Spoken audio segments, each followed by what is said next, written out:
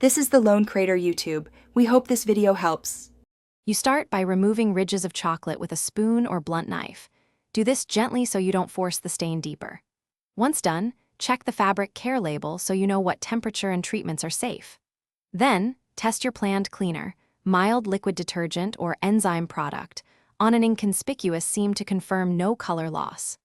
This prevents surprises and lets you proceed confidently with the right method for your fabric and the stain's age. You now work the chocolate out. Hold the fabric under cold, running water from the reverse side to push the stain outward. This prevents transfer. Next, mix a small detergent solution and apply it to the stained area, working from the outside in. Use your fingers or a soft brush to loosen particles, light, controlled pressure only. Once suds lift the stain, blot repeatedly with clean white cloths to absorb loosened pigment. Make sure to rotate cloths. You finish by rinsing the area under cold water until the rinse runs clear. Then gently press out excess moisture without wringing. Air dry flat or hang as the care label allows, because heat can set any remaining trace. If you still see a faint ring, repeat the detergent step rather than applying heat. And if the stain is old or set in, pretreat with an enzyme cleaner and soak for 30 to 60 minutes.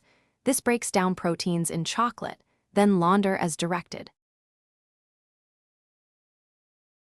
Thanks for watching.